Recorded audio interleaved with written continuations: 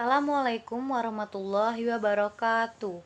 Perkenalkan, nama saya Zalfa Salsabila Aurelia dari kelas 10 BDP. Di sini saya akan menjelaskan serta mempresentasikan tentang pengertian, proses, dan tujuan komunikasi bisnis.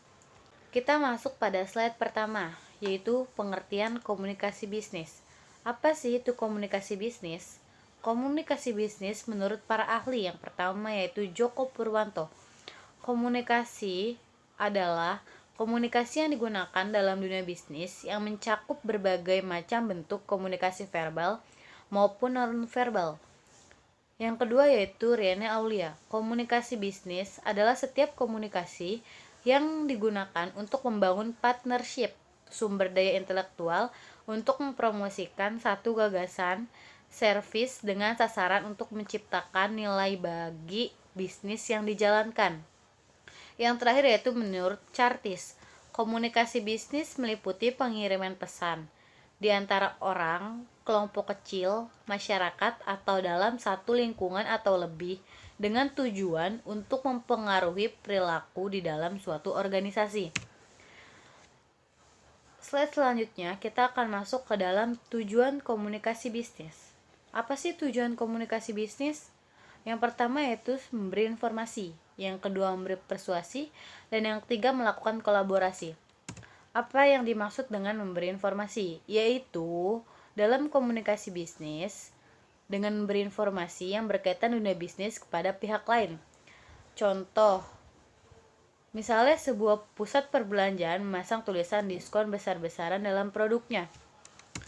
Yang kedua yaitu memberi persuasi.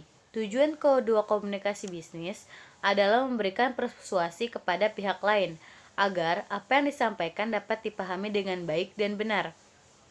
Hal ini sering dilakukan terutama yang berkaitan dengan penegasan konfirmasi pesanan pelanggan atau negosiasi dengan pelanggan agar kedua pihak memperoleh manfaat secara bersama-sama tanpa ada merasa yang dirugikan.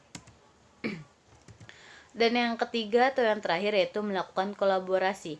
Tujuan ini untuk melakukan kolaborasi atau kerjasama bisnis antara seorang dengan orang lain. Melalui jalinan komunikasi bisnis tersebut, seseorang dapat dengan mudah melakukan kerjasama bisnis. Kita masuk ke dalam fungsi dan peran komunikasi bisnis dalam perusahaan.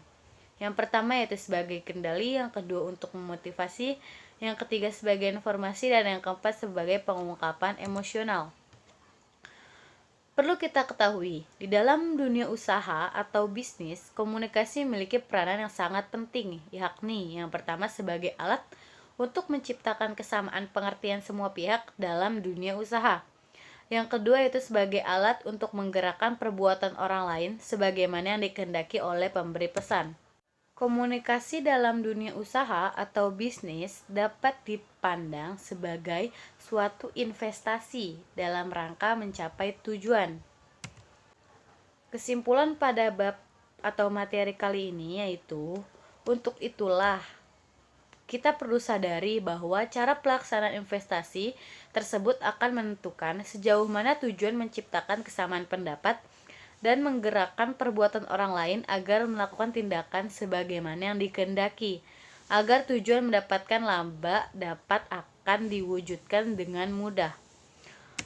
Mungkin itu saja yang dapat saya sampaikan pada materi kali ini. Kurang lebihnya mohon maaf. Wassalamualaikum warahmatullahi wabarakatuh.